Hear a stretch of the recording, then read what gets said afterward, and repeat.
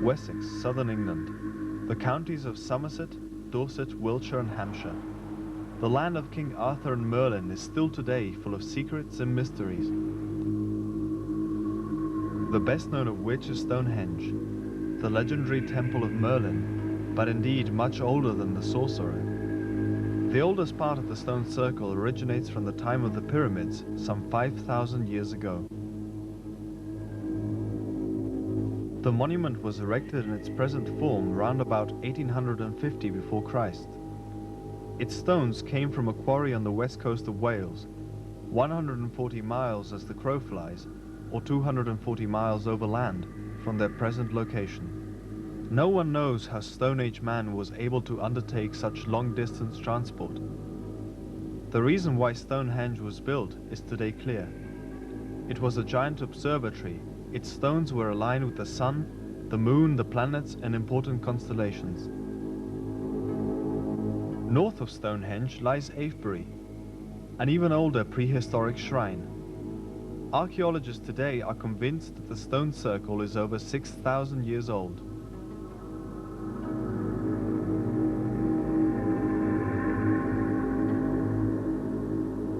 It was the center of a once huge labyrinth of stone paths and circles, which together formed the picture of a snake crossing the sun. In the middle of the grounds stands the 140 feet high Silbury Hill, Europe's biggest man-made cult hill. Silbury Hill was built 2,600 years before Christ, and once had the form of a 6-step pyramid. At the same time, Imhotep erected the step pyramid of Pharaoh Djoser in the Egyptian desert. It had the same height as Silbury Hill and was also made in 6 steps. A strange coincidence? West of this mysterious region, also at the feet of a prehistoric step pyramid, lies Glastonbury with its famous abbey, a most sacred place of pilgrimage up to the Middle Ages. According to the legend, its first church was built by St. Joseph of Arimathea, the uncle of Jesus, who fled to England together with Mary after the crucifixion. But Glastonbury is more than a Christian place of pilgrimage. It is the mythical Avalon of the Arthurian saga, the realm of Morgana, the sacred island of the Celts, once surrounded by misty marshes.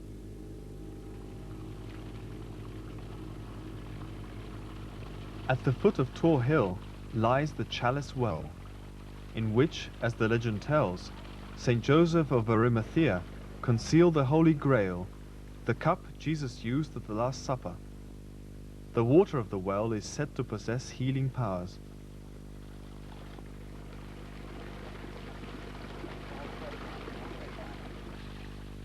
Ancient prophecies say that Glastonbury will once be the site where the New Jerusalem, the New Age, will begin. That is why it has already turned into a mecca for hippies and sense seekers, the New Age capital of Britain.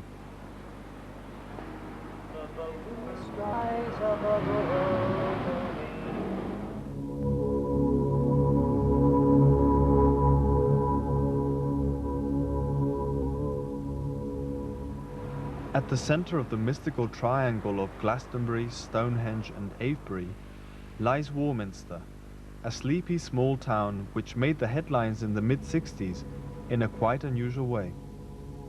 Warminster was the center of a wave of UFO sightings. Thus it became the mecca for ufologists from all over the world. Clay Hill, another prehistoric step pyramid, became their observation post.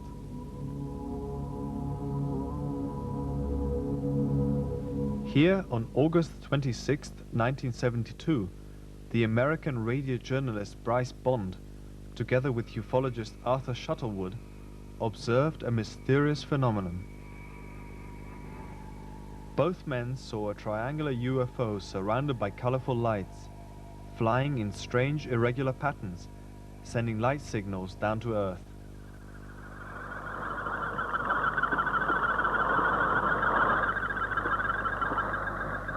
Then they heard a strange, humming, whirring sound.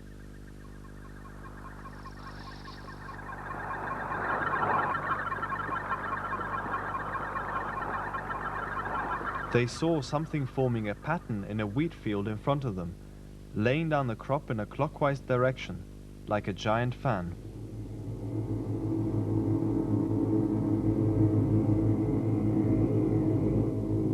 This was the birth of a new phenomenon which became one of the great riddles of our time, the mystery of the crop circles.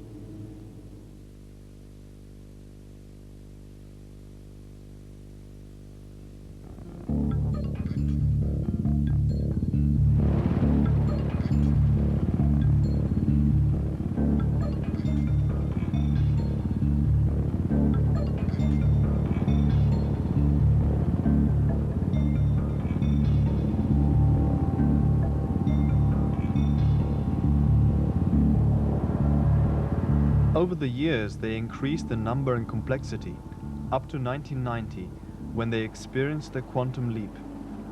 Simple circular patterns became complicated pictograms. Their meaning is still a mystery we wanted to investigate. Our first stop was London, the British capital. We visited John Michell, an author who has for several years been investigating the cultural background of the crop circle phenomenon. John Michell has been publishing for over a year the quarterly special interest magazine, The Seriologist. Why is he fascinated by the phenomenon? Well, surely crop circles are the most interesting thing happening today. It's something which challenges science. Science can't explain it, and therefore the scientific worldview is threatened. And that I'm very pleased to see, because I think that the rationalistic, materialistic worldview is responsible for many of the crises of the world today, in fact for all the crises in the world today, and it's time to replace it. And it seems to be evident that crop circles are contradicting the way in which we see the world from a materialistic point of view, and it's a very timely and very creative development. Can you give us a brief history of the crop circle phenomenon, sir? The first ones to be noticed were in the 60s and 70s, and they were noticed by UFO researchers, and they were called UFO nests. They were quite small and simple, and little attention was paid to them, and the phenomenon didn't really come to public attention until 1980, when some rather larger circles appeared near Westbury. Strange enough, the first circles were all around the classical UFO territory, around Warminster, Westbury, where for many years before, people who wanted to have experiences with strange lights and things called UFOs, which frequent those places, which are commonly seen at Warminster and Westbury. This was a place where they used to go to. And it's rather strange that the crop circle phenomenon was first observed there. Well, since then, every year it's increased, the number of circles has increased and their complexity has grown, and now we have this extraordinary situation where we're getting organized strings of symbols written all around the ancient sanctuaries, particularly places like Avebury. Why do they appear now? Why in the vicinity of ancient sanctuaries? I think for some years there's been a process of a reawakening of interest in the ancient sanctuaries and places of ancient science, religion and philosophy. And this crop circle phenomenon seems to be in that pattern, seems to be augmenting, increasing awareness of these places and of the sacred power which they possess. Certainly William Blake, the 18th century poet, did prophesy the re-sanctification of the world beginning in this country.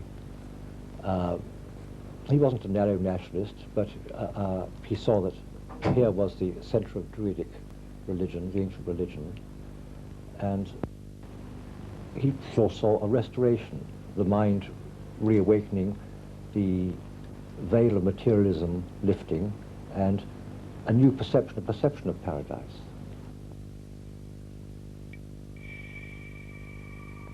The second stop of our expedition is Wiltshire. As in previous years, researchers and scientists from all over the world came to southern England in the summer of 1991 to solve the crop circle mystery. They are mainly Japanese. Together with British researchers, they set up an observation station on the top of Adam's Grave Hill, just above Alton Barnes. With the most modern technology, including infrared cameras and highly sensitive direction microphones, they try to detect the circle makers. 3 pictograms appeared at the foot of Adam's grave, but the mystery is still unsolved.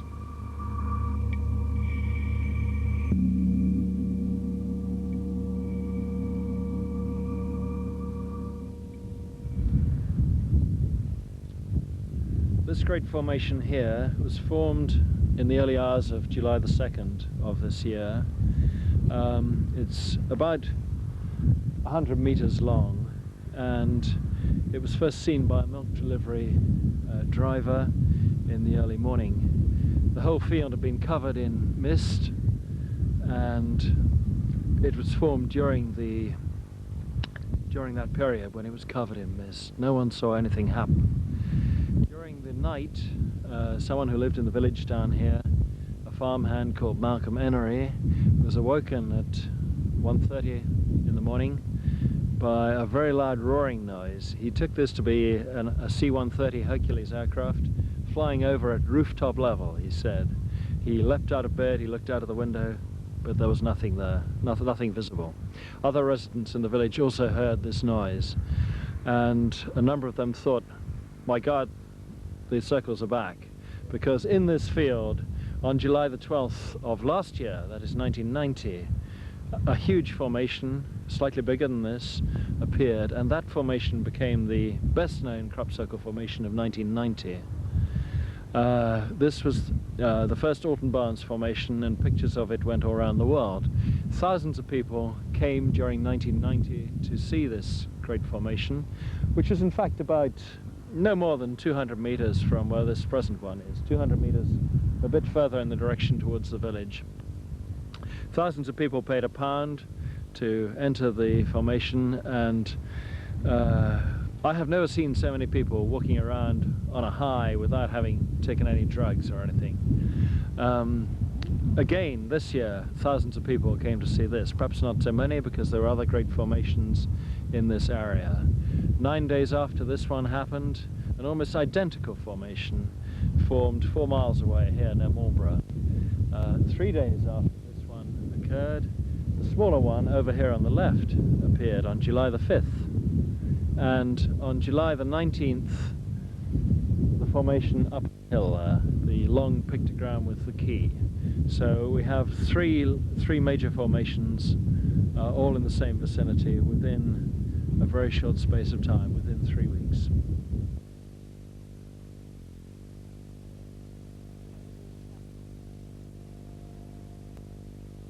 At the station we met Colin Andrews, co-author of the Crop Circle Bible's Circular Evidence, a bestseller in England and Germany. Colin Andrews is chief engineer of a British electric supply company. How did he start dealing with the circles? We have researched ancient folklore and have discovered 4 writings which do appear to refer to the mysterious crop markings that we're now seeing in great numbers in central southern England. And those dates really range from the 1618 right through to 1680 period. So it would appear that we had markings of this kind in the mid-1600s. But what is for sure that in 1946, at a place called Pepperbox Hill, near Salisbury in Wiltshire, 2 crop circles appeared there, in a field where to this very day they continue to appear. We have also on record, and a well-documented case at Tully, Queensland in Australia, 7 or 8 of these markings in 1966, which undoubtedly are of the same phenomenon that we're continuing to investigate.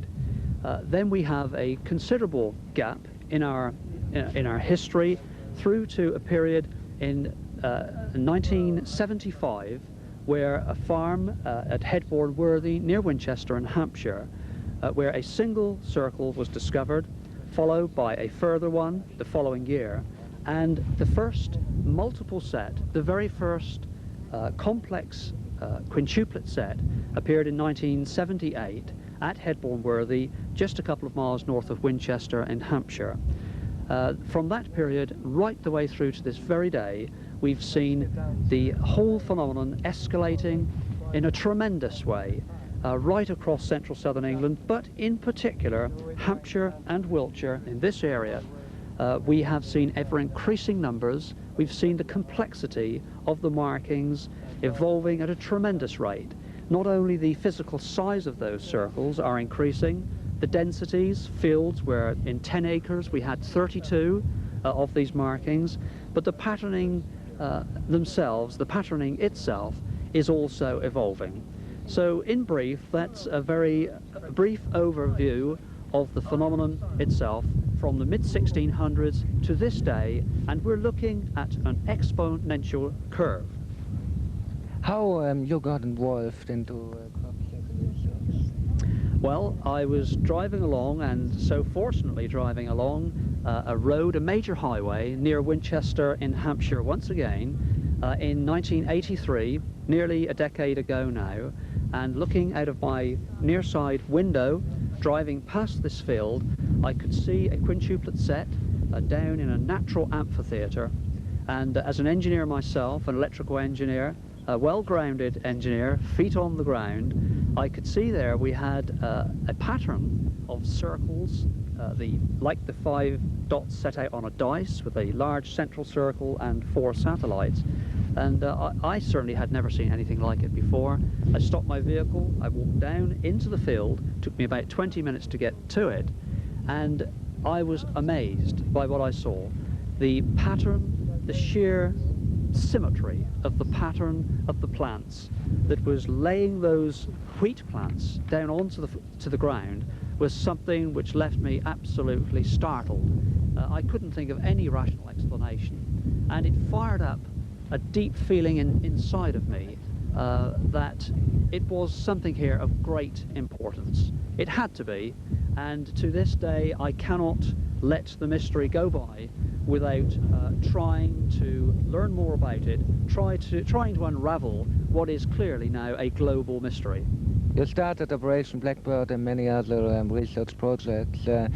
What are the results of the research projects, and did you get any more interesting information about the origin? We have a little more information. During Operation White Crow, which was the first surveillance operation of its kind, conducted 2 years ago now, at a place called Cheswood Head in Hampshire, we had there infrared cameras of a similar kind we have here, and we didn't secure a full event on film, but what we did we were successful with was a recording of a noise of 5.2 kilohertz in radio frequency, which we do now know is associated with the phenomenon, and that occurred out to the east of the site, and indeed from a location where a single ringed crop circle was discovered that very night. That was the first piece of success, if you like, a small breakthrough in the research.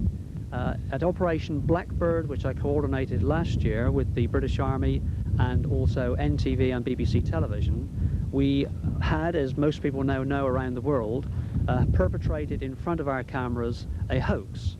What was not generally realized was that approximately 400 meters away to the west of that very hoax in that field was in fact the creation of a genuine circle and secured on 2 low-light cameras 10 days later.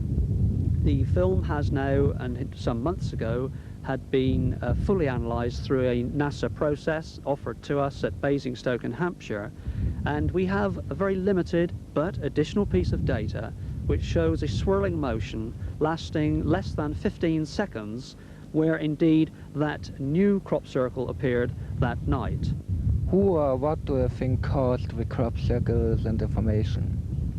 I am certainly quite sure, having worked with Dr. Meaden personally for 3 years and trying to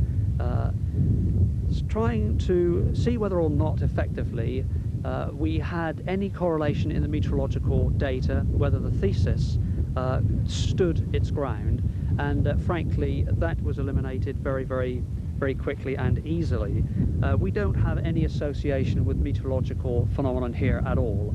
I am quite sure myself that, certainly holding the largest database in the world, that we have a phenomenon here which in fact is in some form, some shape or form intelligent. I have no idea from where that source, what that source is, or what its purpose is at all. It purely is that all of the data, it highly suggests that we are looking at something which knows what it is, where it is, and what it's doing.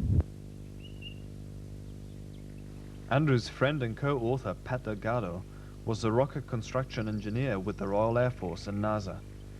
He became interested in the phenomenon in 1981 when 3 circles appeared in the Punch Bowl, a natural amphitheatre above Winchester, the ancient Saxon capital. 10 years later, mysterious circular formations still appear every summer in the Punch Bowl. We were together with Pat Delgado when he inspected a new pictogram, a 6-pointed star.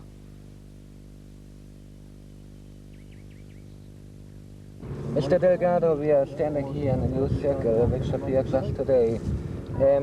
You finished investigation now. What are the results of your investigation? What is your opinion about this crop? Well, I'm very pleased with this one. It has all the characteristics of a genuine one. There are some nice details here where the crop is laid down with the central circle, and the way the petal is swept out. I call these petals because there's 6 of them, and from the air it looks like a flower with a ring round it, 2 rings round it in this case. But yeah, it is nice. It has certain details that I noticed about this one that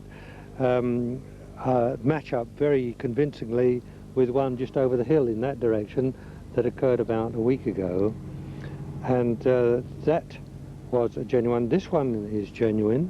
It was created last night. That one line over there, as though the method of creating these very closely resembles what I put in our last book, that to create any shape at all, it's almost like brushing it with an energy that tells each stem where to go. And that looks as though it's brushed in with something like a 200 millimeter wide brush. And they thought, no, we won't fill it in, because to make this, imagine this petal, for instance, you would brush it round there, and then fill the whole thing in, just like you would on paper. Yeah. And they started those with just one line and said, no, we won't have another petal there. But they could have filled it in, but didn't. And this is how all these creations, I feel sure, are made by pencil lines of energy which program each stem to go down in a certain direction, and then later on, maybe weeks later, it is initiated or triggered to go down, which it does at the exact time it's intended to, when nobody's looking. It's always at night, and so this is how they are created. And here's a perfectly beautiful example. What is your theory? What is behind this energy? Oh, well, the theory is, as I've always said, it's an intelligence, a high level of intelligence manipulating an energy we don't understand. It's as simple as that.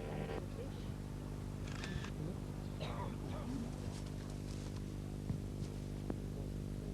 wasn't influenced with the notes, and they wrote down what was the next one up.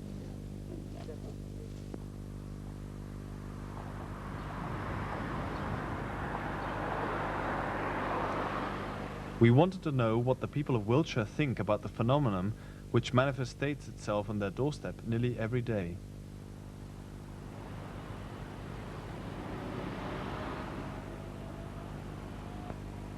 We visited a typical British pub, the Merlin Wine Bar in Marlborough. in the center of Circle Country. Wonderful. I think it's brilliant. I believe there's something out there. I'm not sure what, but I do. I believe the cornfield's not man-made. I don't believe they're from outer space. I just believe they're it's the nature of the ground. Unfortunately, no one knows what's happening, and it's just one of those unfortunate things. No one really knows what's happening. And it's quite a peculiar sort of thing, really. And I don't really know. It's tough to explain, really. I think the corn circles are genuine, because it would be impossible for them to be man-made during the night. It would take too long, and they would be seen by someone. And I'd love to know what they really are, or who made them, and where it all came from. I think I agree with Francis, but I do think at the moment English agriculture is going through a bad period. And probably some of them are being made for commercial purposes, in my opinion. You know, and there it is. There's some near here which are actually, apparently, these geometrical patterns, in my opinion, they're too complicated. It's ridiculous. 2 or 3 years ago, we had the, you know, just a nice circles, perfect circles near Silbury Hill, which were excellent, which I thought, in my opinion, were excellent. Now, farmers now are suddenly, out of the blue, producing ridiculous patterns. I don't think that they are genuine, and they're paying for it. Once seen it, you really can't say that it's, you know, man-made. It definitely isn't. But really, after just seeing the one, you know, there's not much else I can say about it, really. It's just that, you know, something else must have done it, not just the humans on this earth. Thank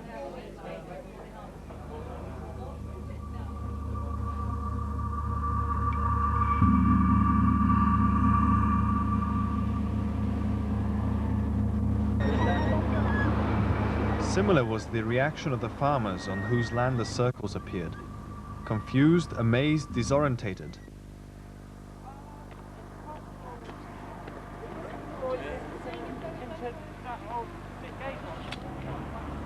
Martin Pitt has always believed the circles were a hoax.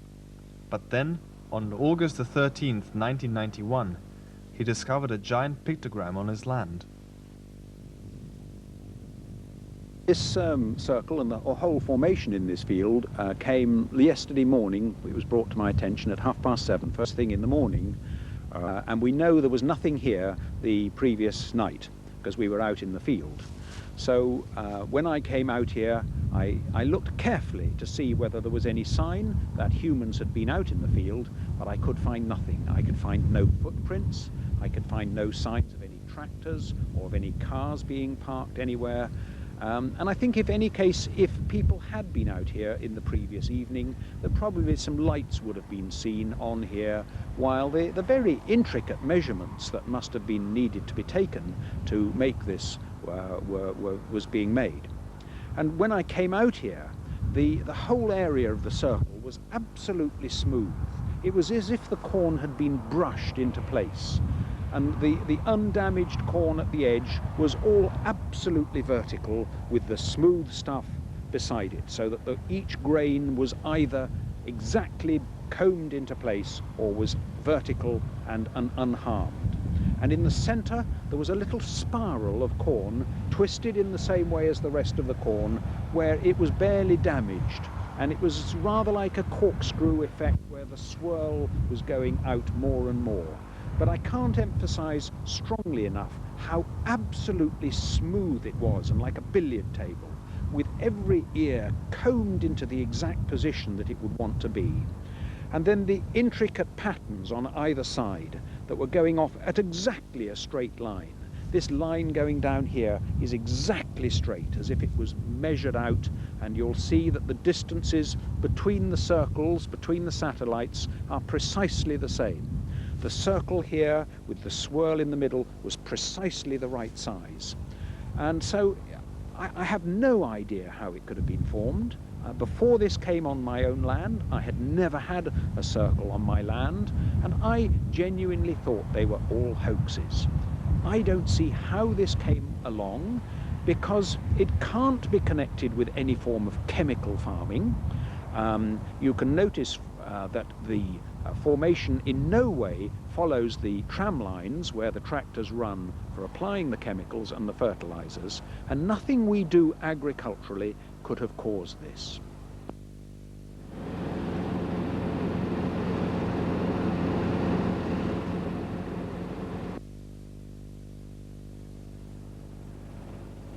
Other farmers are already familiar with the crop circles.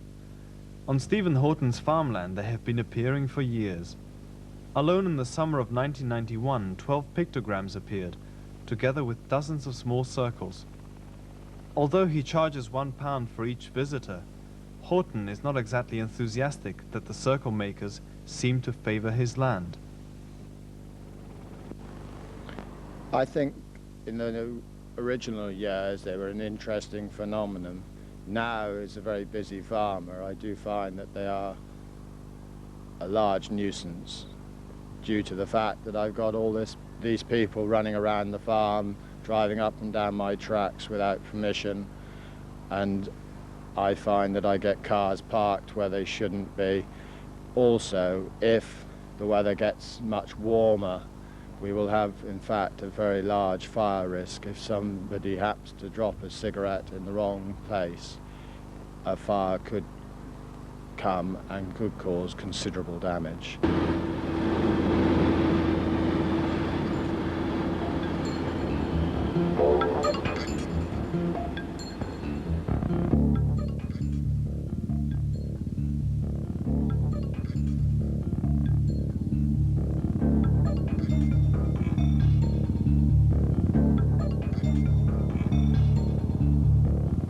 The best way to investigate this phenomenon is from the air. With a helicopter we started our search.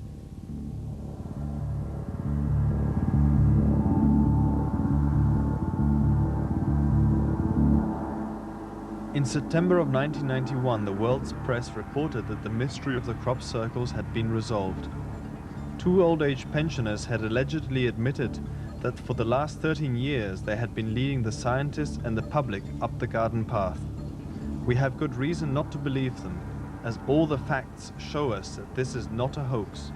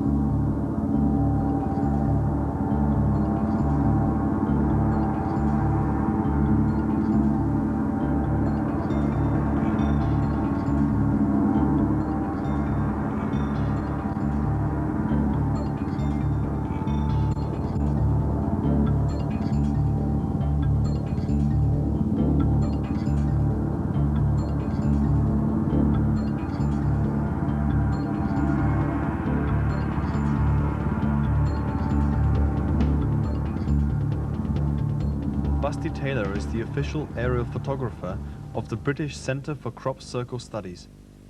With his airplane, he searches for the circles weekly and has seen more new, untouched circles than anybody else.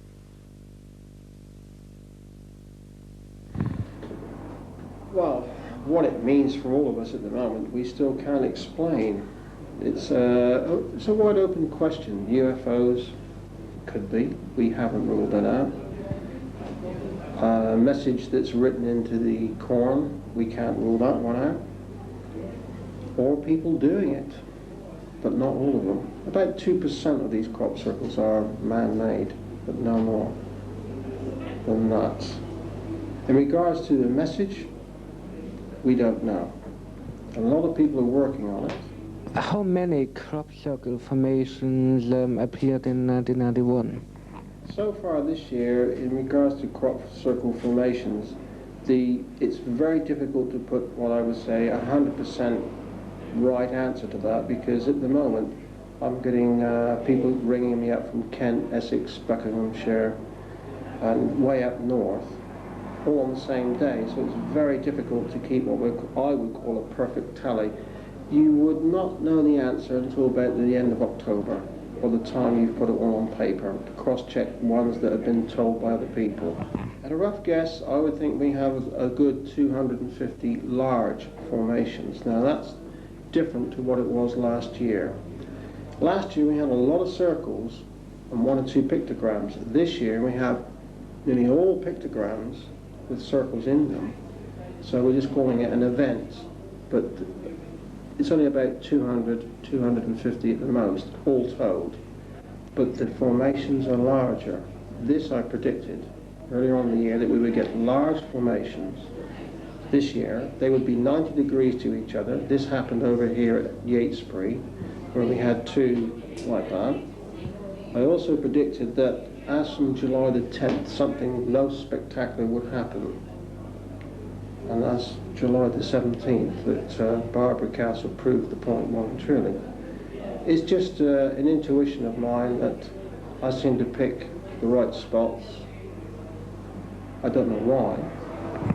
Are you psychic, or are you working with psychic people, or how can you predict anything?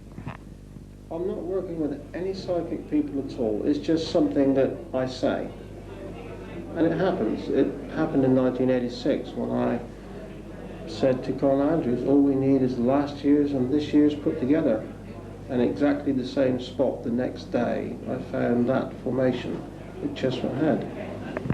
And do you think there's a counteraction between theories and wishes and intuitions of the researchers and the phenomenon itself?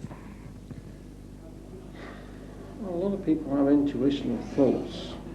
It seems to happen all over the country, I've got to admit. I've had about 8 phone calls in the last 10 days where people have just said, well, I'd like a circle in that field. I got one the next day. So I'm not the only one experiencing all these things. In regards to the phenomenon being predictable, I think most of us can predict certain things. But exactly where, that's the hard part.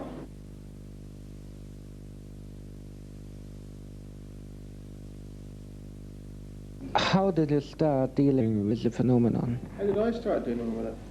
That was the August the 3rd, 1985 at Clapford in Andover, where I found my Celtic 5. That's the large one with the 4 little ones around it. And that was in 1985. And since then I've been checking into it because I got hooked on it like most people. And I haven't let go yet. Your private theory, what? What's causing it? Yeah, your private theory. Well, my opinion hasn't changed since 1985, that it's an aerial component with a ground component mixed. There's 2 things here. At the moment, we can't prove one way or another which way it works. We know that we have ground energies, ley lines as we call them, and an aerial component of some kind which has been witnessed by people in the area but not above a corn circle. The two are mixed together. This we can prove by the fact that we have tram lines and we have circles dead center of tram lines with no way in. So it must be an aerial component. We know there's a ground energy going to it because we can trace that with when they cut the field as easy as anything. What we have to try and do is to try and find out exactly where it all comes together. That's the missing link, and at the moment it's a bit of a double to prove. I lost track there a bit.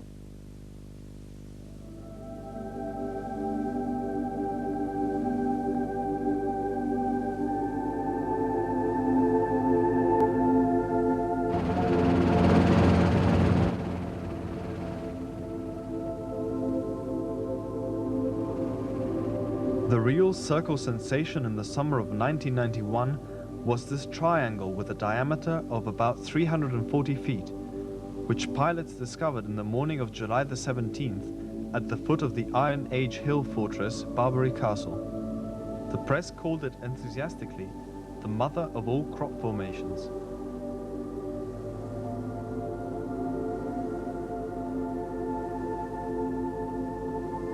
We found out about Barbary Castle was the fact that the corn was absolutely to what it should be. We recognise that certain things happen in the corn circles, and on checking into it, when we pulled back the edge of the actual markings and the circles, we found that most of them were only bent over. Quite a few were broken, I've got to admit. But to hoax something that's 300 feet or 100 meters in 3 different directions be pretty difficult to do. And the dowsing showed up very well in it as well. So we can assume, I'm positive it's a genuine one.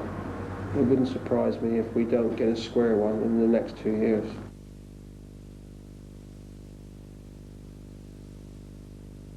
John White owns the land on which the mother of all crop formations appeared. Does he believe in a supernatural origin?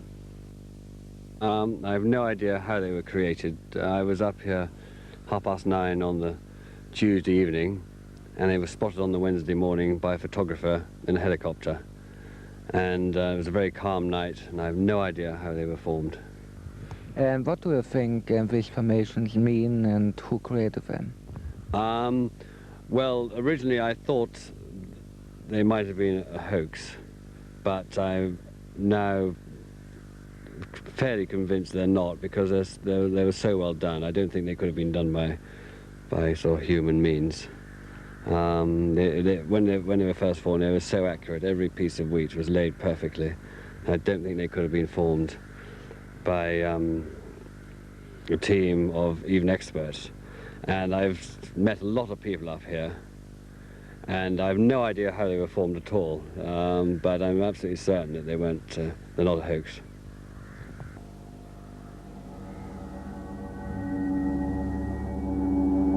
One thing is sure.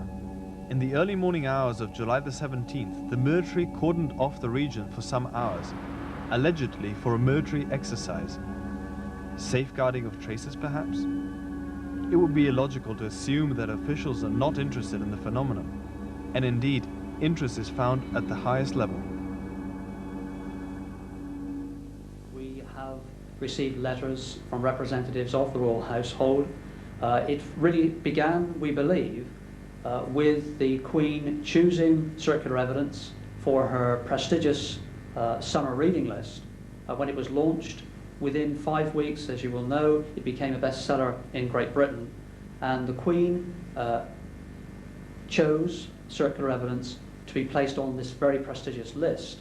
That was a publicly announced list. It really was. We were very proud for that to have happened.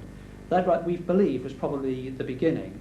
Clearly, the royal household received the book from our publishers, and very shortly afterwards, other approaches were made, and we have received correspondence requesting our newsletter from Circle Phenomenon Research to be dispatched to prominent members of the royal household. So there is absolutely no doubt whatsoever, there is a tremendous interest in the subject from the British royal family, and indeed in fairly recent weeks further approaches have been made for more direct contact. Yes, well, we've had communication with the British Parliament and with the House of Lords. I don't think it's an occasion in which to mention names at this stage. We prefer not to do that under the conditions prevailing. But you can take it from me and from Colin as well that the British government, through its departments of the Department of Environment and through the military department as well, they are more than interested in this subject. Obviously, they want to and they should know what's going on in British fields, as well as other governments of other countries are probably just as interested to know what's happening in their fields. As I often say, it is a mystery and they want to know what's happening. They can't control it. They can't put up a government sign saying no crop circles in this field. It is beyond that. I think the point is being missed by many people here. The fact that the British government, in answering the official questions raised in the Houses of Parliament, and indeed in writing to us through the Chief Scientific Advisor to the British government, that these crop markings are caused by stationary whirlwinds. In other words, a meteorological phenomenon. Most people, just about everybody we meet, not only members of the public, but the scientific fraternity, the meteorologists themselves, bar one or two, would not accept that as an explanation. But the point has been missed. The British government also have concluded these are for real. They have put the wrong explanation to them, the wrong reason, the wrong creator has been named. But what they haven't said, and they could just as easily have done so, was that they are all hoaxes. They haven't said that. They have accepted they are real, and that's very important. In recent weeks, a major and very exciting complex pictogram has appeared very close to the Prime Minister's country retreat at Chequers, a security area which is monitored 24 hours a day for obvious reasons, with the terrorist threat and so on. In that area, a major crop formation has appeared, and again in answer to questions raised through the Prime Minister's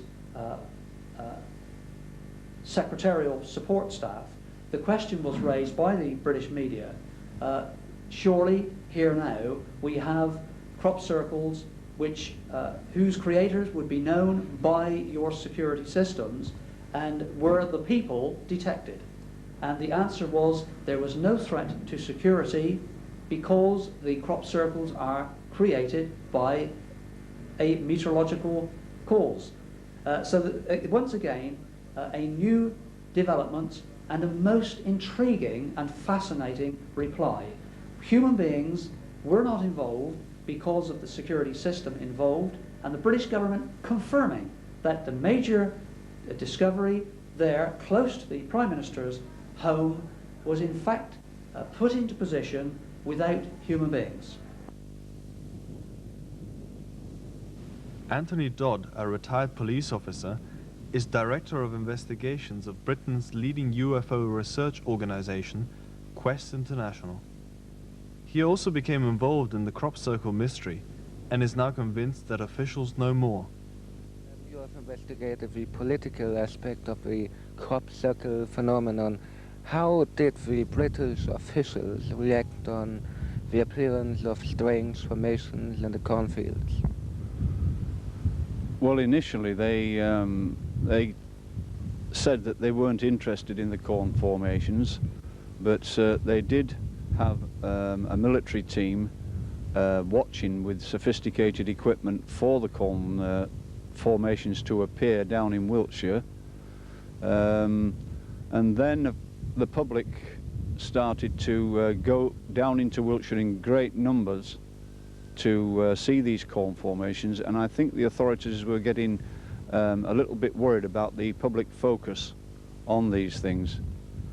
Very shortly afterwards, hoax circles started to appear, and the public then started to think that these formations were being hoaxed, and therefore public attention seemed to drift away from them.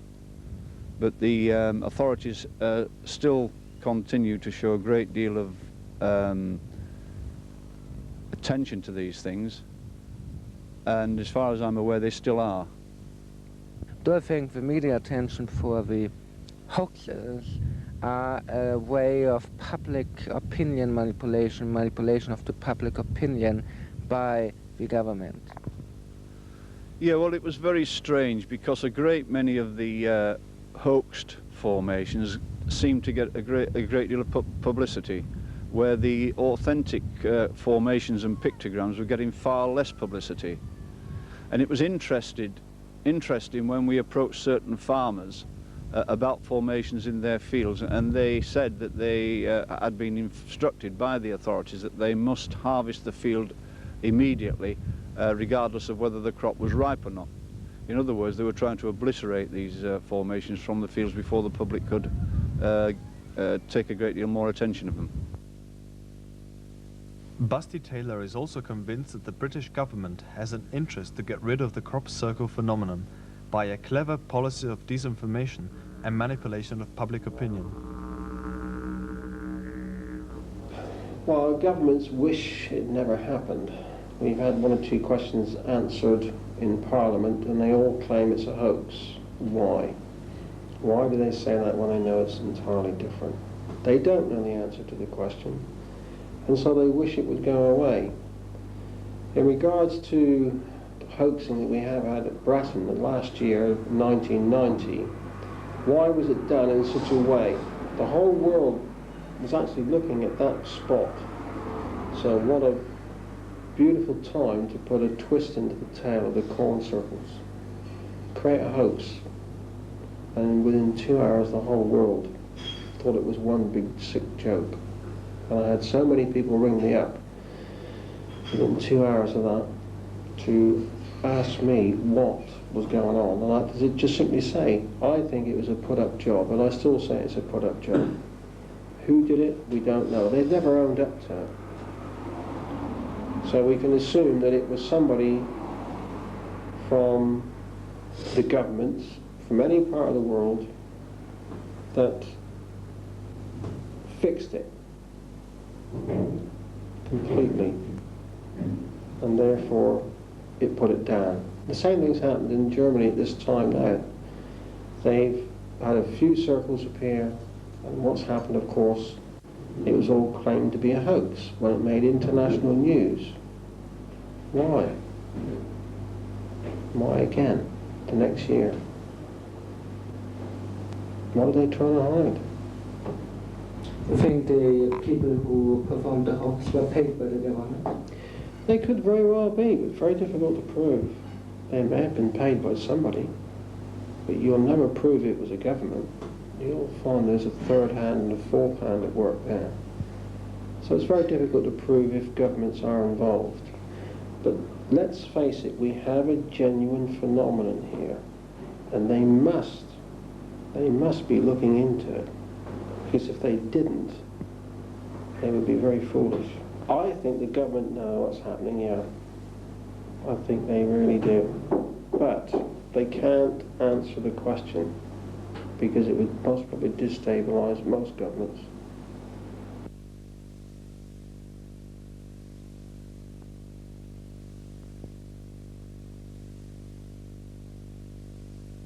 A useful idiot of this disinformation policy is the British journalist Jenny Randalls. In her book, Crop Circles: A Mystery Solved, Randalls claims all circles were made by whirlwinds or hoaxes.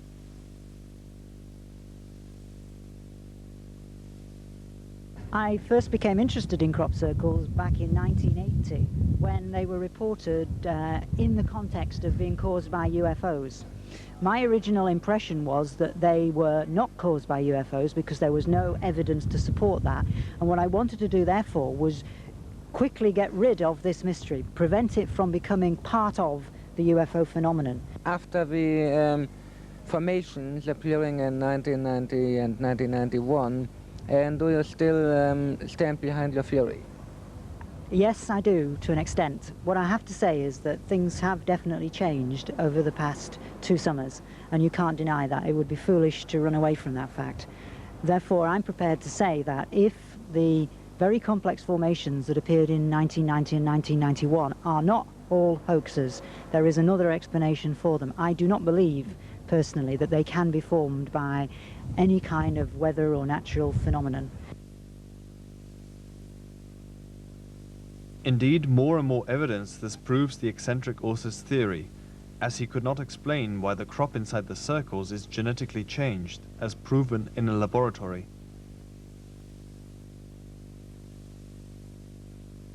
But we have two plants which have been put through a very advanced German distillation process, a crystalline distillation process, which enables us to have a look at a single crystal, which it is claimed by the people that are carrying out this work, the only laboratory in this country that is equipped to do it.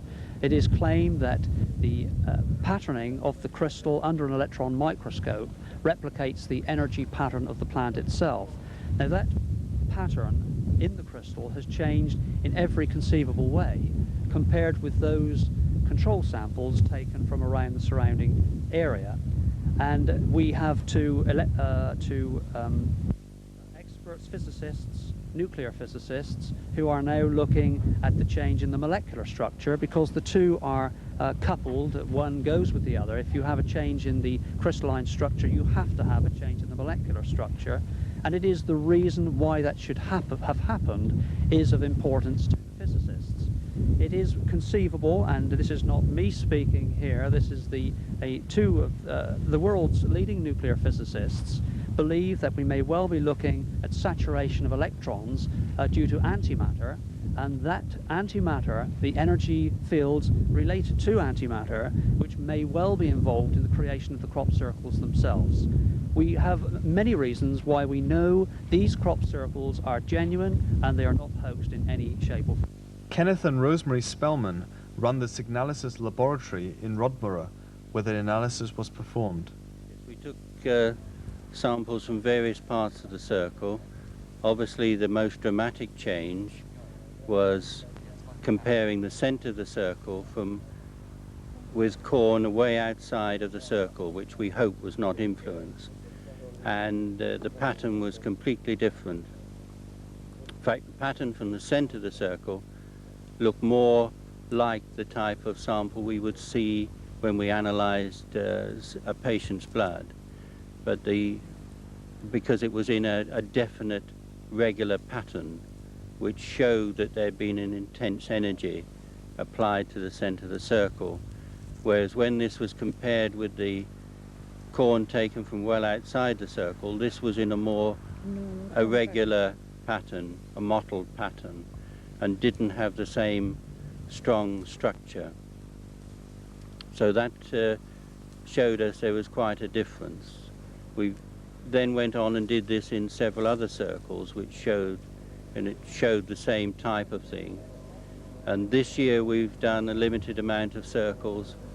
Again, we're getting the same variation, but a totally different energy pattern this time.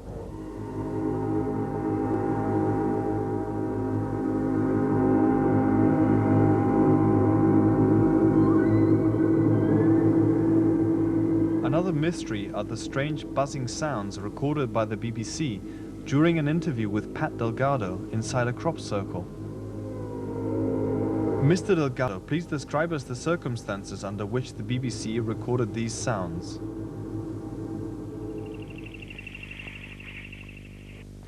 Well, no, the sound of that particular one at Beckhampton was in the circle, and it was in a compact, self-contained energy field that, to me, when I feel this energy with my hands, it's like touching the side of a flimsy plastic bag or sack, and it has a sort of a sharp edge to it that can be felt, and inside that contains a mass of energy from which the sound is emanating.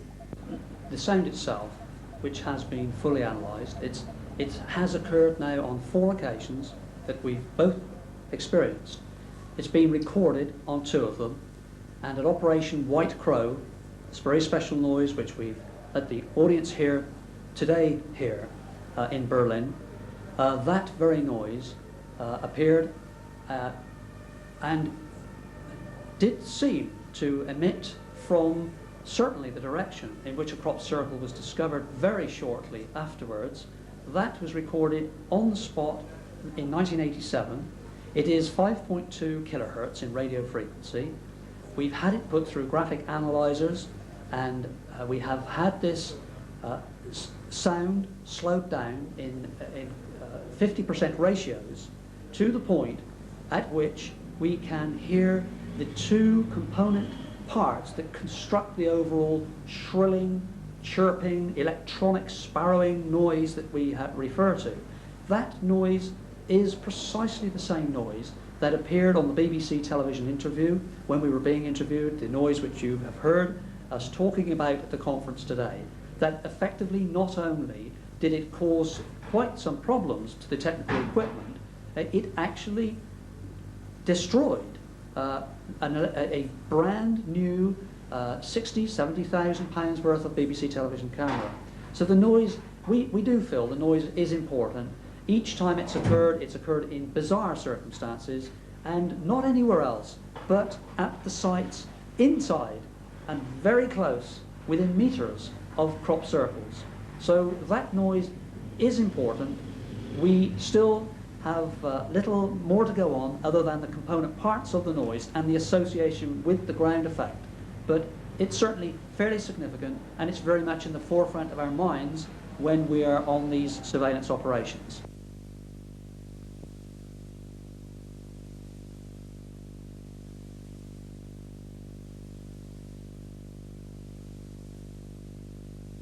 Finally, the position of the crop in the circles themselves disproves the hoaxer theory.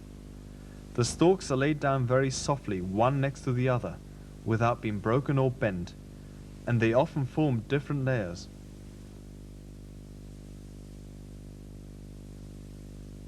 This is quite standard with all formations I've examined this year, inasmuch as the whole formation seems to be drawn out with lines first.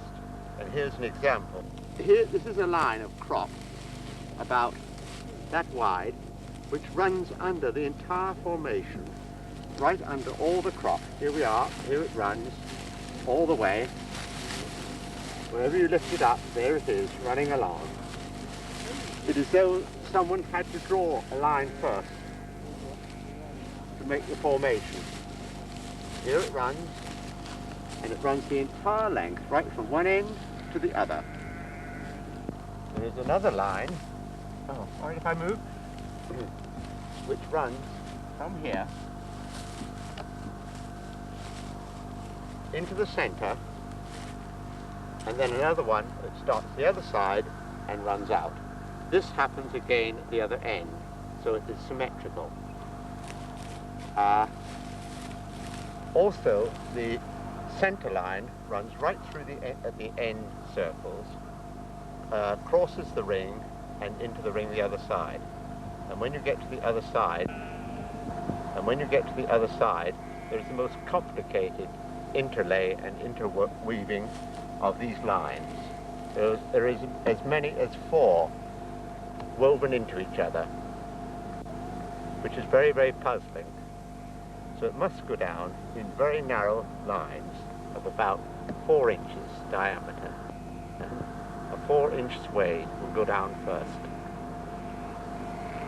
The crop, when it is swirled down, must all go at the same time. There is nowhere where the crop actually hits other standing crop as it goes down, as it would if it started at one point and swirled around in a circle to come back to the other end. You would find that it would crash into each other. I think it all swirls down together. Whether it goes down quickly or slowly, I don't know, but it definitely goes all together. What does it mean? But when it all goes together like that. What does it mean for a theory how it was created? How it was created. Is it rolling out a hoax or what? Well, there is the hoax theory, but I think this is the 28th one in this area, the 28th formation. That's an awful lot of hoaxing and an awful lot of hard work. They were coming night after night, so that meant really if it was hoaxers, they'd have to be up every night. They'd have to be very young, not working, because they're obviously going to lose a lot of sleep doing it. I say young because there's quite a lot of work. They'd certainly have to be able to work without a torch, because people are out at night watching. And this particular field we're in now, if I turn and point just up over behind me, there are two tumuli. On the night that this came, there were 4 people up there watching, and nobody could have hoaxed without being seen from up there. The hoaxers wouldn't have known there was anybody up there. They would have, unless of course they were out very early in the evening to see where people were going to watch from, and then they would never know whether they were there or they'd gone home. I can't see the hoaxing as a possibility at all. Then there's the plasma vortex, the wind theory. I find that wears very, very thin. This is the 3rd formation that has been exactly the same as this in this area. So it's a repeat of 3 times. This couldn't be an accident, of some natural accident. I feel that there is intelligence behind it, there is design, thought has gone into it. When we come to that area, of course, it's very, very difficult. If it was not done by people, and it's not a natural event, then the mind is rather left open to all sorts of strange things. We asked Colin Andrews whether he thinks that human beings might have been involved. Oh, I can certainly assure you that that is not so, and there are many reasons. In wet weather, of course, the depression of feet or any other mechanical use, indeed the presence of human beings themselves, is well registered on the soil in Hampshire and Wiltshire in wet weather. In dry weather you get a crusting, in which it is very, very easy indeed for the soil to powder and by the weight of a human being. That's a quite simple deduction. What are the characteristics, the main characteristics of the crop circle phenomena? Well, the main characteristics recognized certainly by computers very simply are the fingerprints that we have been recording on the computers now for quite some years. It is the spiraling pattern which is so well discernible compared with those patterns created by human beings in hoaxing them. It is the cut-off point, the very efficient cut-off point around the perimeter. There are energies, certainly it would appear to be geomagnetic energies, which are being recorded, magnetic anomalies, which again are not in abundance on sites or in crop circles which are hoaxed. There are many characteristics, a whole list of them, which enable us to differentiate the difference between the genuine and the hoax. Roy Dutton, chief engineer of British Aerospace and involved in space projects, has analyzed this characteristic world on his computer. The result was the first scientific theory about the creation of the crop circles. A beam of energy from a great height was programmed to draw circles and pictograms into the grain. The crops are undamaged when we first find them, and laid down very gently, and laid down in very interesting and sometimes overlapping ways. I have tried to analyze these spirals that we find in the simpler circles, mainly because they are easier to analyze rather than more complicated ones, but all the cases I have tried are amenable to mathematical modeling. And I've discovered that the same law, mathematical law, governs the spirals in each one of the circles I have modeled. that mathematical law which governs the shape of the spiral is not a vortex of any kind. In fact, my impression is that these circles are being laid down in a series of spiral strips, progressively in a sequence, such that the strips fill in, later strips fill in the gaps between the original set of strips.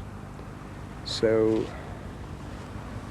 we have, if you look at this circle we are in at the moment, it's spiraling in a clockwise direction from the center, and it's actually going in a very long spiral to about 3/4 of a rotation in this particular one. It's about 270 degrees type of swirl, I think, here. But the same rule, mathematical laws, apply to this spiral as to another one which had only 57 degrees of sweep in its spiral. You analyzed this swirl mathematically, didn't you? Yes, that's right. This is an example of a photograph that Leslie Taylor gave to me for analysis. It's a very good one. And I analysed that photograph and then tried to establish the rules which govern the spirals in it. And I did discover them very accurately, and the same rules, in fact, apply just the same to the bigger spirals. This one is 3/4 of a sweep long. So, and much longer than the one I originally analysed.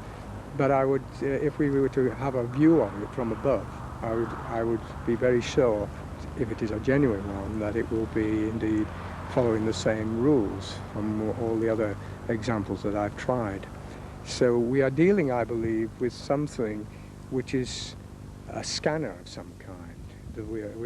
These things are laid down in strips so that they overlie each other in places.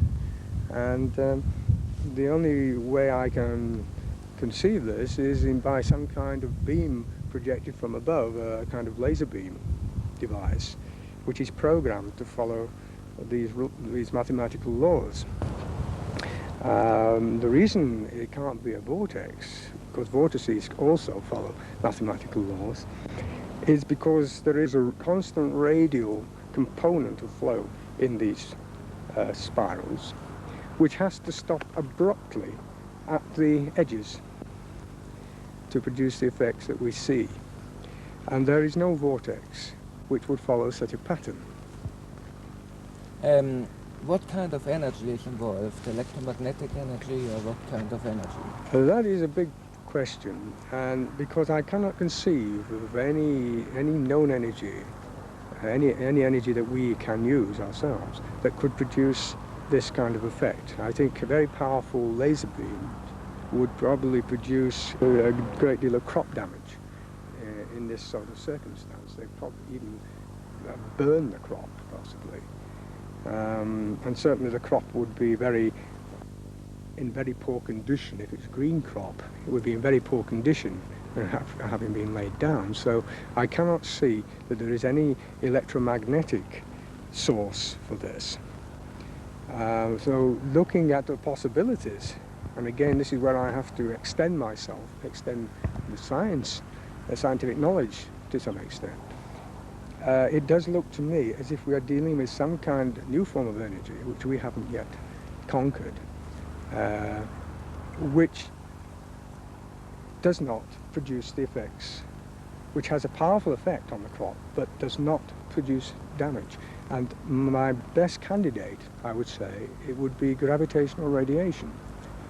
Now we're very in infancy in understanding gravitational radiation, and no one has yet with certainty measured it.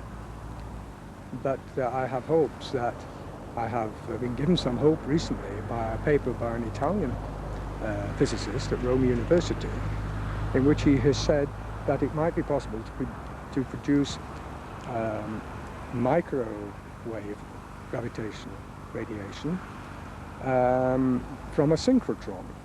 A synchrotron is the particle accelerator which accelerates particles of matter up to speeds very close to the speed of light. According to a theory, who could be the source of this energy? Who could have produced the circles? Well, this brings me to the other aspect of my studies, the older aspect, in fact. It does look as if we are dealing with a technology that is beyond our scope at the moment, human scope. And therefore we are looking to some kind of extraterrestrial source for this.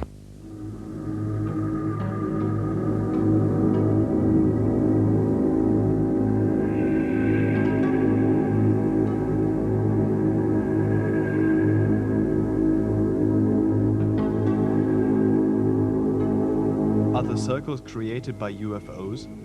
By an extraterrestrial intelligence? Also, Anthony Dodd is convinced that Dutton's theory is correct.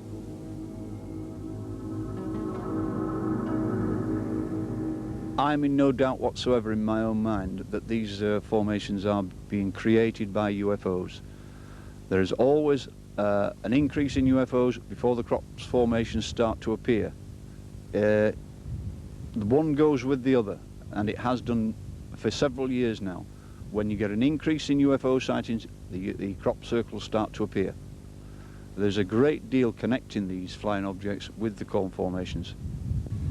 Can you give us some examples of a connection between UFO sightings and crop circle phenomena? Yes, Bristol was a very, very good example of this. We started to get reports of unidentified flying objects over Bristol over a 2 or 3 day period. And one particular night, there were many people reported UFOs over a particular area. The following morning in this area, pictograms were found in the cornfields. So everything suggests that the two are connected. We're totally convinced that the two are connected. Used to look seeing them. Oh, yeah. See where that white car is just above? Yes, that's it. There's one there, and there's the dolphin one up there. Yeah. The one in the field down there is identical. Indeed, people have observed more than once strange glowing objects at sites where the morning after crop circles were found. No, it was here.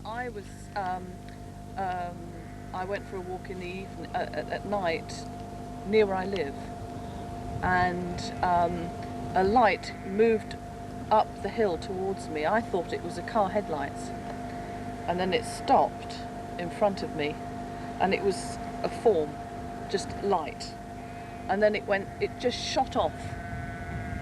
This year there have been a large number of sightings of lights in the sky and, if you like, UFOs, whatever we mean by UFO.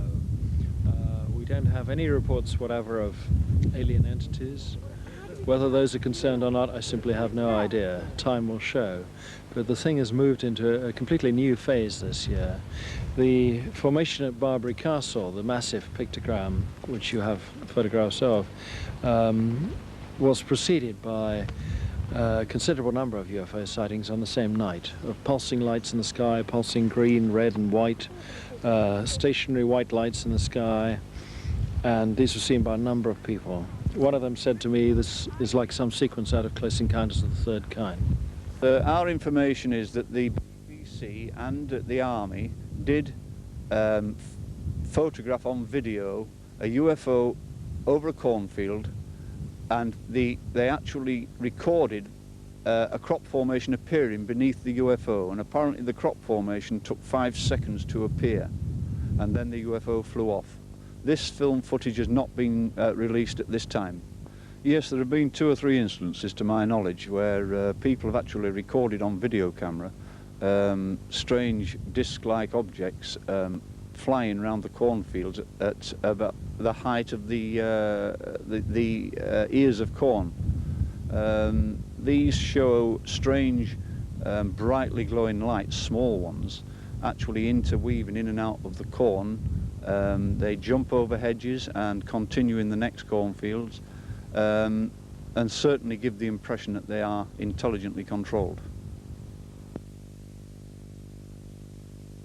Steve Alexander came to Alton Barnes on a late July afternoon in 1990 to film the famous pictogram with his amateur video camera.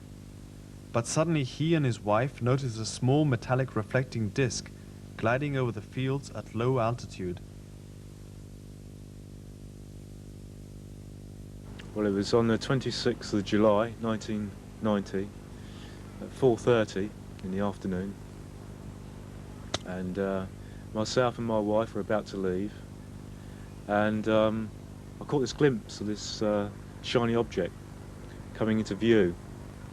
The object came into view, swung round, and then dropped into the corn, manoeuvred through the corn, and was glinting all the time, flashing.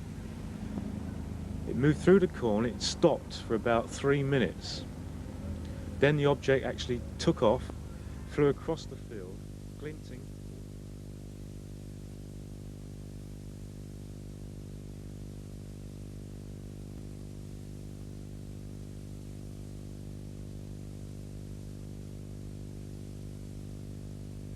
The weird object crossed the sheds at the edge of the field with great speed and passed the tractor of the farm worker.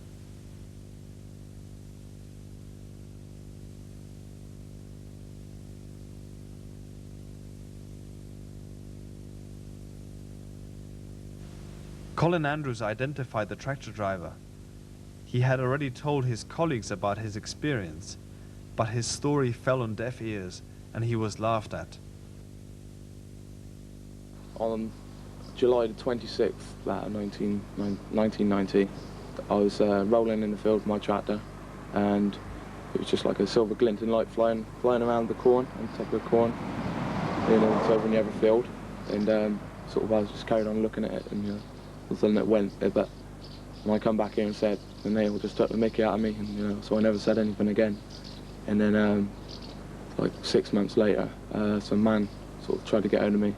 Can't really remember his name, and he asked me what did I see that day, and I sort of told him, and then he showed me exactly what I saw on the video, but I just can't understand why or how I turned around and then stopped and then just carried on when it went, and that's all I know.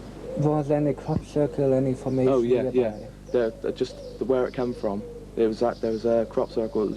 It was more complicated than the big one on top of the White Horse. How did it look like?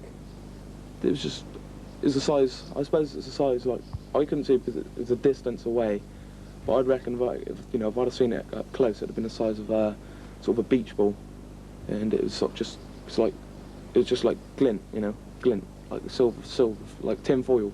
You blaze it in the sun, in the mirror, just like a glint from that, but it was just constant glint. But, you know, I couldn't work it out at the time. I didn't know what it was. Tell the story, how the people reacted. Well, they sort of, like, I sort of walked in, I went out of the room pretty excited, like, you know, I just seen a UFO and all this, and they just turned around and like, you know, beam me up Scotty and all this, you know, sort of give me loads of jokes. You know. And sort of I get carried on about it, and they were going, oh, like all day and next day and the day after, you know, sort of beaming up Scotty, and I never said a word since, and they carried on doing it for I don't know, a week, and it just calmed down because I never said anything about it again. And I thought, you know, I ain't going to say anything to any of my mates, otherwise I think I'm mad, like, so I didn't say anything to anyone. So. And how did the people react after the film came out? Well, the first thing they thought, I believed you and things like that.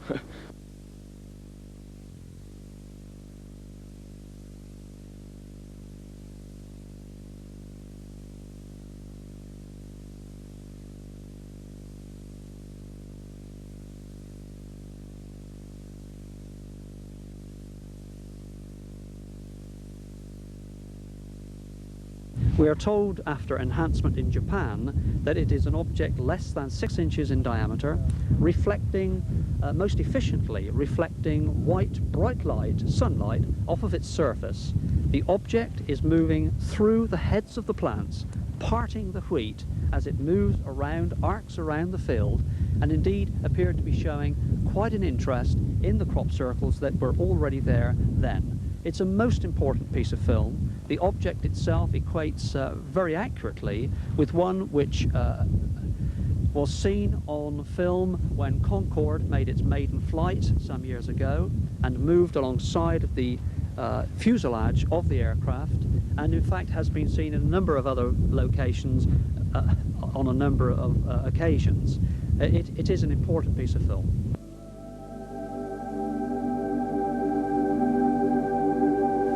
Indeed, these small objects are well known in UFO research. They are unmanned probes, telemeter discs.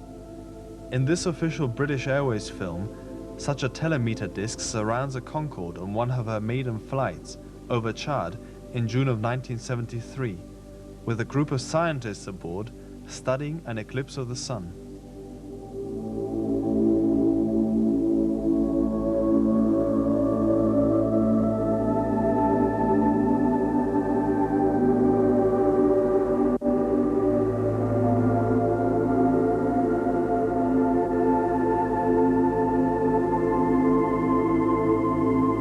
A similar object crosses the lunar surface on this official NASA film, taken in 1969 by the astronauts of the Apollo 12, here again in slow motion.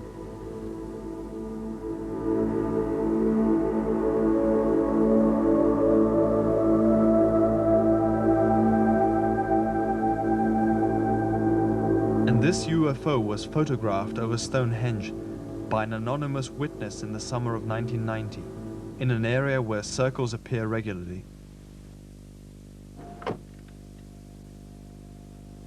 Indeed, also strange lights and objects have been observed from the Circle Research Station on Adam's Grave.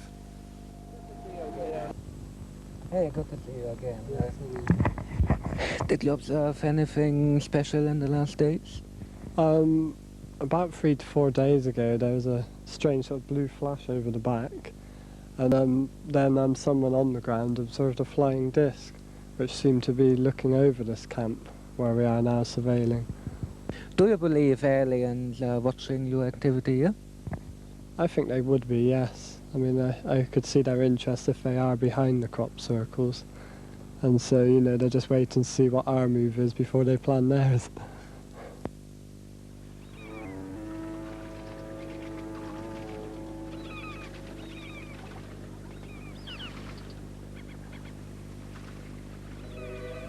What is the UFO connection and what are for you UFOs?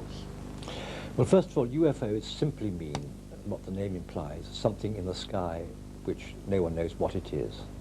So if you say crop circles are connected with UFOs, well, you're saying they're connected with something else unknown. Of course, these phenomena are all related, and every researcher admits that. The strange lights in the sky, strange noises, strange effects, and indeed the odd things that happen to people in connection with the UFO phenomenon extend to the crop circle phenomenon. The two are, there's not just a connection between UFOs and crop circles. The two are expressions of the same phenomenon. You see, after the great UFO waves of the 60s and 70s, the process of rationalization began, and people wanted to explain them away. No one knew what they were. But people were saying, oh, it's nothing, it's just imagination or some natural effect. Then the phenomenon became physical. It left physical traces of itself. And as I say, science was then trapped by this phenomenon and cannot avoid facing it. Are they messages from outer space?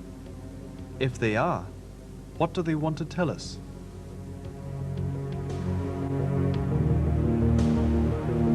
Since 1990, the phenomenon has attained worldwide dimensions.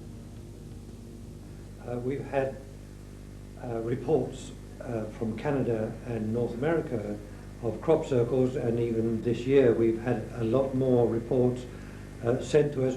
What we haven't had is the photographic evidence. We haven't had very much of that, but the written reports are very strong and very real in the descriptions of what the people who've investigated this have written to us. Now, don't forget that probably this subject started in Tully in Australia in 1965, and probably that was the original modern day crop circle as we know it, and that these were created in tall marsh grass and swirled in the same manner that we see in the crop fields today. But of course, evolution has taken place, and many countries have become involved in this, including New Zealand as well as Australia, and Japan especially. There's about 70 reports this year of circles in Japan, and we've also had them from Sweden and from North and South America. We've had them in Italy and also in Germany. There has been some reports there's much sorting out to be done about the situation of hoaxing and reality in Germany, but we hope that the local people will take care of that, because Colin and I can't be in every country at the same time. You must remember that because crop circles, by their very name, appear when the crops are about and growing, and that as yet we haven't got into the phenomena of winter circles in ploughed fields, we can't be everywhere. Therefore, it looks as though the next step is a great amalgamation, an international research group is required, so that from every country in the northern hemisphere, at least during the season, if you like to call it that, of crop circles, we should hopefully get put forward to a focal point like Colin and myself, who would be only happy to receive reports from all countries, so that these could be integrated, collated, and perhaps some picture of reality would come out of this. Just to add a further 2 countries, large expanses of land that Pat just overlooked there briefly, was the USSR, where more recent reports are being received, and an intriguing report from in snow cover on the mountaintops of Afghanistan, reported to us following a television interview in England by a team of geologists having returned to Cambridge University after an expedition there. And they reported something in the region of 30 circles of the crop circle variety in deep snow cover on the mountaintops of Afghanistan. So there, once again, an intriguing new development. One of the best informed experts on the circle phenomenon is IBM system analyst George Wingfield, field director of the renowned Center for Crop Circle Studies. This formation we call a fish formation. You may not like the idea that it's a fish, and some people think it looks more like a spacecraft. We could look at some of the details of it in a bit. But this enormous formation, which is 100 meters long, appeared on July the 30th, less than 2 weeks ago. And since that time we have 6 similar formations, but most of them smaller than this. This one consists basically of a large fish-shaped body and straight pathways running out of each end of it in line along the central axis. And at the end of each pathway there is a ring. You see this ring going round here, and there is a similar ring at the other end. On either side of the fish body are straight pathways going out, which are like flippers, or maybe a ventral and a dorsal fin. This is why we called it a fish. It appeared mysteriously on the night of July the 30th, and 2 days later we had another one, almost identical, 3 miles away at Beckhampton. Since then there have been a number of smaller formations. One interesting feature of this is that this particular segment of the formation, the ring with the straight pathway coming into it, into the center of the formation and no further, appears in the Barbary Castle pictogram, the sensational pictogram, and it's one of the main circular designs on one of the apexes of that triangle. It's something we hadn't seen before, and here it is repeated again. And again we get new formations which get repeated a number of times. Then the phenomenon seems to move on to something else. It evolves and it develops new shapes. What we're getting here, these fishes, which are all within an area of about 5 miles of here, are quite unlike what we're getting in Hampshire. In Hampshire we're getting things called insectograms, and the insectograms are very, very stylized, abstract insects. They look exactly like insects. They have two antennae going up from the head being a circle, with little circles on the end of the antennae. They have a large body, or a thorax, and they have an abdomen, which is another circle at the other end, and they have a very curious feature called a ladder. It's just like a ladder coming out of the bottom of the abdomen, and it has a number of rungs. These rungs encase blocks of standing crop, about 1 meter by 1 meter, and we've never seen anything like this before. They're very precise. You'll only get the gist of what I'm saying by looking at the photographs of these things, which I believe you have, Michael. Did your organization try to interpret the pictograms? Yes, indeed. There have been a large number of proposed solutions to what these things are, and a lot of them concentrate on very ancient symbols, and the match between the ancient symbols, which you frequently see carved on stones in Ireland and Scotland and even other parts of the world like Australia, is very marked. We see signs which are very like what we're seeing in the crop fields, and mostly these are mystical symbols. I say this is only a small proportion of the actual crop circles we get. I don't think anyone's seen anything like this carved on stones. We think this may be a fish, some people think it may be a spaceship. But the symbols we have been getting, we get a number of things like mandalas or crosses, and on many occasions the long shaft Christian cross has appeared in the fields, quite unmistakably, with one long shaft and then smaller arms at the sides and at the top.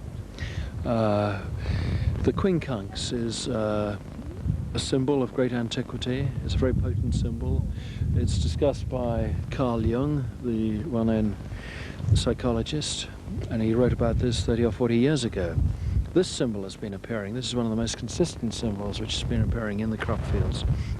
There has been one this year. In fact, I think there have been 2 or 3 this year. I went to see one in Buckinghamshire the other day, and this is a particular variant of the quincunx, known as the Quinta Essentia, which the ancients saw as being the symbol of the life force. And if we think along those lines, and we think along the lines of mystical symbols, we may begin to have some understanding of what this is. You work with many psychics and That's true. and what do they say about the meaning of the crop circles? Well, they say a number of things, but the general gist of what they're speaking about is that this is all part of a much larger process, which is the raising of human consciousness. This is something which is happening now, and is something which will affect all of us, and is, if you like, the next stage in human evolution. In your article you mentioned some cases of UFO sightings or experiences before, one night before a crop circle appeared. How do you see the UFO or alien connection? Well, you use the word alien. It's a word I don't like to use, but undoubtedly there is a sky component of what is happening here. And time and again we get reports of lights in the sky, great glowing balls of luminous spheres, if you like, which descend into the crop fields and then flick out. They vanish in situ. We're not talking about solid spaceships or nuts and bolts flying saucers. I don't think it's like this at all. I think that what we're seeing possibly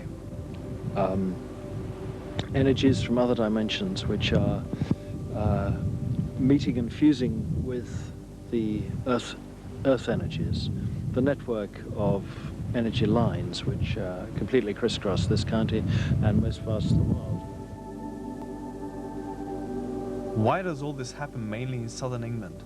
Why in the proximity of prehistoric monuments? Well, I think in this particular area that the center of activity is Silbury Hill itself. Silbury Hill is an ancient pyramid constructed in about 2600 BC, very carefully in layers. It's completely earthed over and grassed over now. It's contemporary with a pyramid of the same the same size and the same shape in Egypt at Saqqara. It's called Joseph's Pyramid. The purpose of Silbury Hill was never known. The crop circles only arrived at Silbury Hill in 1988, and it's almost as if they are reaching out to get there. And this was a great power centre.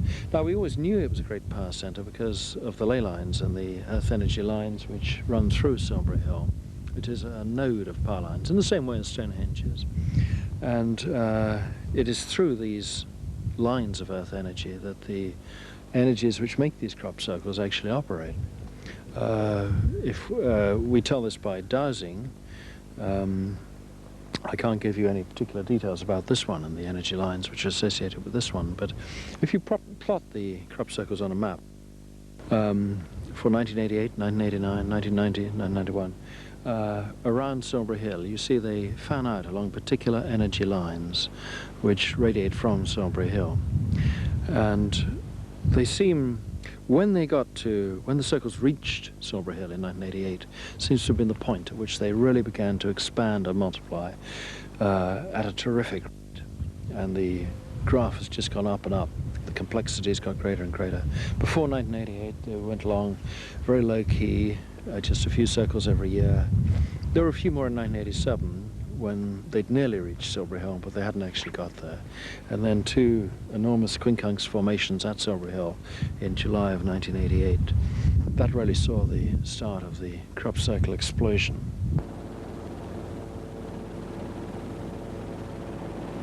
Silbury Hill, the most mysterious monument of prehistoric Britain. Archaeologists still speculate about its original meaning. Occultists call it a power place. Psychic Isabel Kingston is convinced it was more than that. A beacon for the cosmic visitors who have been visiting our planet for thousands of years and call themselves the Watchers. I was aware of a new energy coming through on me, and this energy told of a sign would be made in the fields around the ancient temple of Avebury, a sign that would show that there would be a raising of consciousness in the planet. Who are the beings who came for you, and what is their connection with Avebury and Silbury Hill? They call themselves the Watchers, but that is just a term for a cosmic universal consciousness of beings who are very concerned about our planet and the things that are happening at this time.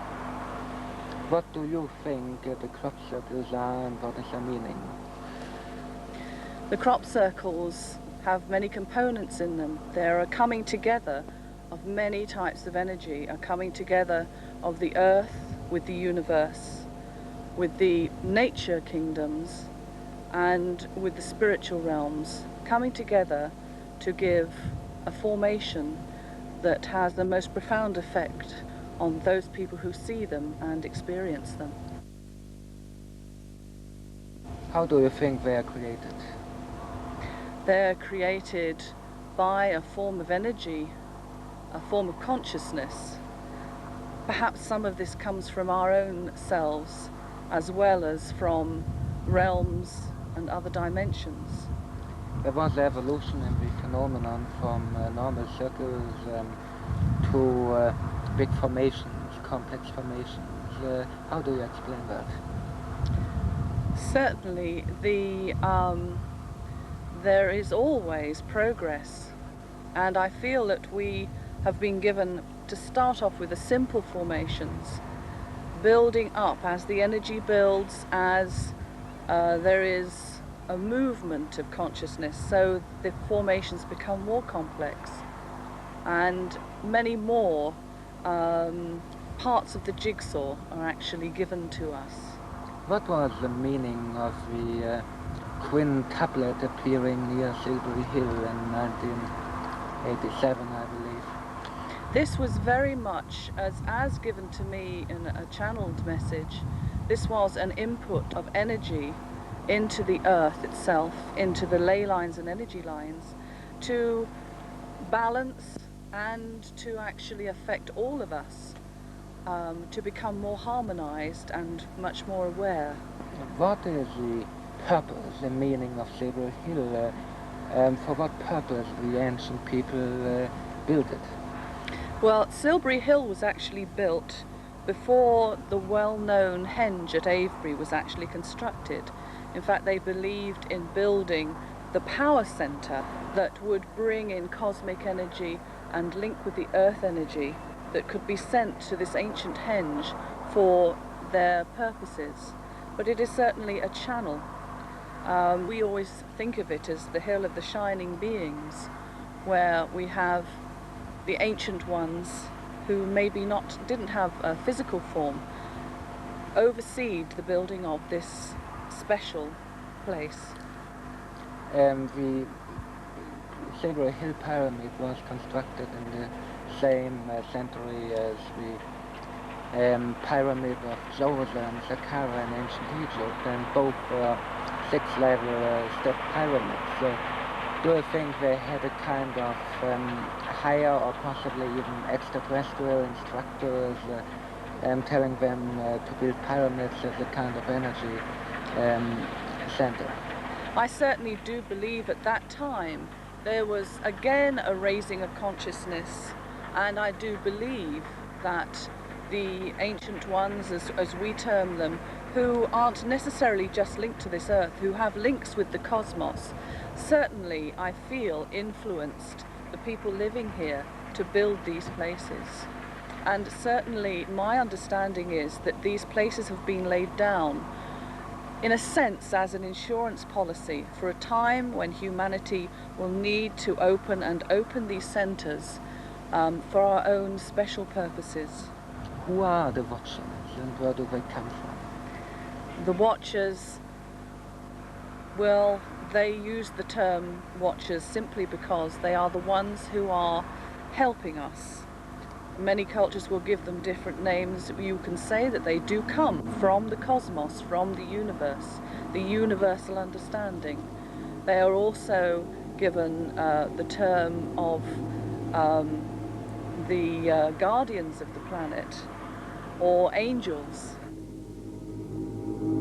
Hingston has also an explanation for the mysterious mother of all pictograms. Barbary Castle Formation, which has a large triangle, is very interesting, for in this formation we are given an indication of different dimensions, the doorway of passing through dimensions, held within the power of the pyramid. And many groups in this country have actually been projecting an image of the pyramid, and this has actually been actualized within the corn.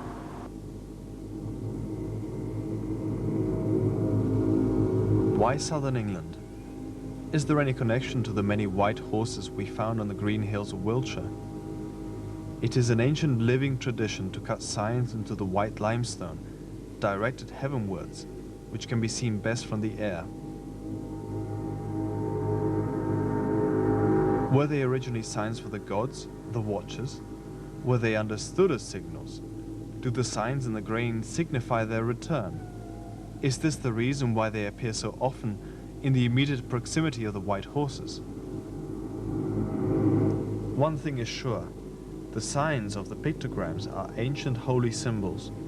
We find them in many of the ancient mysterious sites. One of them is located in the middle of Ickfield Moor in the northern English county of Yorkshire, a prehistoric sacrificial stone covered by circular symbols. These pictograms resemble the symbol of Inti, the ancient Peruvian sun god, descending to earth as Huiracocha. Others form Celtic crosses as we find them in English graveyards, or the spiral patterns on Celtic jewellery or Celtic shields. Are these old archetypal symbols affecting our unconsciousness, similar to the mandalas of the Tibetan Buddhists? Or do they contain a specific message, which may possibly already have been deciphered? It's very, very difficult to know what the crop formations are. I feel personally that they are messages and that they are trying to tell us something. I feel that the authorities already know what the message is. Personally, I feel that they are telling us that we are reaching a point of no return with the contamination and pollution of the planet, and that if we don't do something very, very quickly, we will reach a point where we can't do anything about it. And I feel very strongly that this is what they're trying to tell us. Why do they using these strange symbols not many people can understand? Well, perhaps these symbols are being put there so that only people in high scientific areas are able to read them. Perhaps they aren't doing this so everybody in the public will know what they're saying. Perhaps they realise the kind of panic this would cause. And who is able, do you think, to read them? Well, I feel fairly certain the cryptologists in the working for the governments, NASA are certainly very, very interested and involved in these things, and certainly a great many universities are assisting in this. How do you see the future of the phenomenon? It's developing fast. There is an increase in the numbers, there is an increase in the complexity, everything seems to be gaining momentum. There is an increase in UFO sightings. I feel very strongly that this thing is coming to a head and something is going to occur before very long. I feel certain about it. What is a personal theory? What does it all mean for you? I'm not really quite sure. I think we have to decide that ourselves, and very often we find it very hard to put into words. Like many of the mystical symbols which we've seen, they're things which really act on the subconscious and not on the intellectual mind. This is very extraordinary for a scientist and for someone who is completely schooled in the physical sciences and has not really had much contact with the psychic and the metaphysical before. But the connection is quite undoubtedly there. And initially I was only too keen to find a solution in terms of physical science. Who do you think created them and why? Well, why? For the reasons which I've just said. This, I think, is connected with the raising of human consciousness. Consciousnesses other than human conscious are involved here. As I said, there's something which is coming from outside, definitely from outside, which is something on a very much higher plane than us, and it's interacting with what for the we call the planetary conscious, and it's an ongoing process. This is not something which is going to go away, and I think it'll change all of us. What do you think the crop circles are and what is their meaning?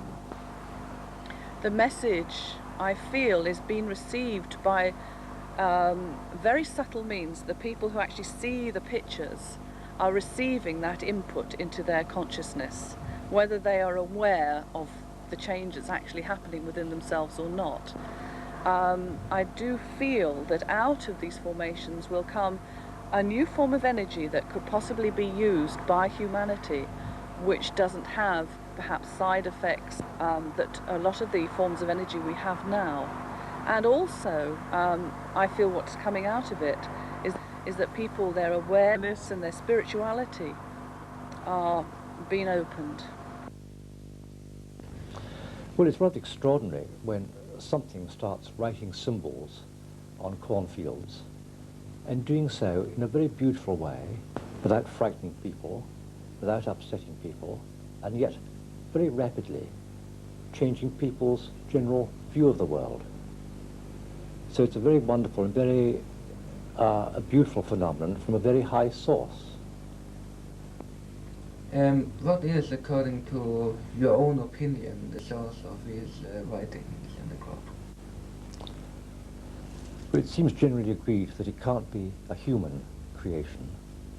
And if it's not human, and yet it has purpose and intelligence, as seems to be the case, then it must be from a non-human intelligence, in other words, from the world of spirit. But yet it's not a low spirit, not one of those spooks which squeak in seances and which mediums raise. It's something much higher than that. You can see that by the beauty and artistry and symbolism of its works. Therefore it must be from the higher spirit world, which we call the world of the gods.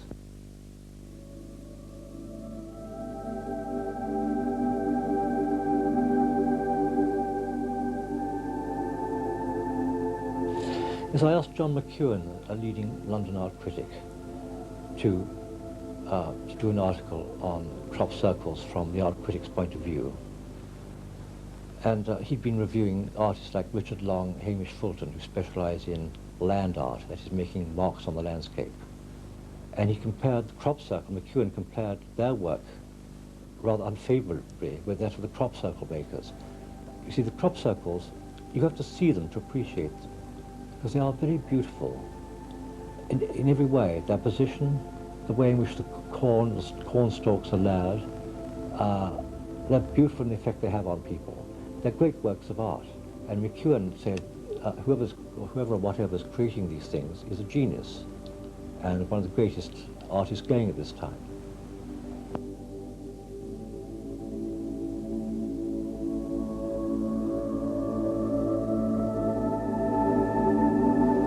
The effect on those who deal with them is unforgettable.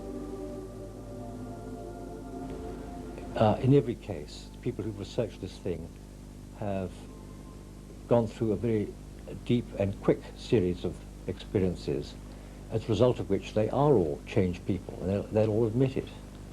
One or two seem to have developed sort of shamanistic or mediumistic tendencies. Others have merely got, you can say, wiser, more experienced, have a wider world view, and find life more delightful than they did before, I think. So, yes, the effect on researchers has been very marked, very observable. Also, Colin Andrews and Pat Delgado experienced an inner transformation from down-to-earth rationalist engineers into a new world view, a movement towards a spiritual level. I'm very sure that whilst I still continue to look at the whole thing in a very much scientific way, I think it's most important that we do continue the work and attach it in every way to scientific thinking. But after a decade of intensive investigation, it is abundantly clear that there is intelligence involved. And when you really appreciate in the deepest inner self that realization, it has to change you. And I certainly am much more conscious and sensitive to the tremendous potential and possibilities, implications of what is happening on our planet. I'm very, very aware of the implications for religion and politics in what we are beginning to see. As Pat, I think, concluded this conference with stating that this is the beginning leading to tremendous things. Well, it changed me considerably, of course, as I initiated the public to this in 1981. I, as an engineer, very much feet on the ground type of person, I looked at it in the manner that would it be possible to replicate this, to make these circles in an engineering way? And I quickly found out, and in my own mind realized, that it was something completely divorced from our material world. And in the early 80s, I knew and I said that this was spiritual. There's no other word for it. The problem is that we need a new vocabulary to communicate what our innermost feelings are about this, and what my innermost feelings are about this subject. And it's very difficult because the words we have to use are like paranormal, psychic, spiritual. Where do we go from there? It is beyond the realm of our material world. We have to pass through the membrane that divides our material world from another realm. You have to start thinking in a spiritual way. It is entirely spiritual. It is very, very intelligently controlled. Maybe the same intelligence that controls everything else, even us.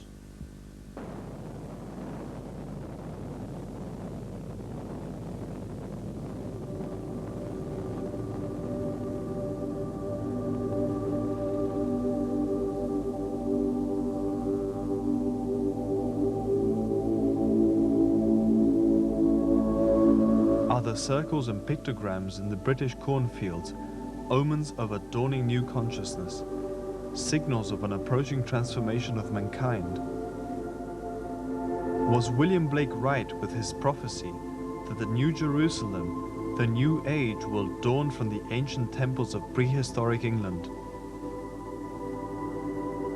Are these signs on the grain menacles announcing global change to come in the nearest future? We do not know, but it is certainly very important for each and every one of us to try to understand the language of the circles.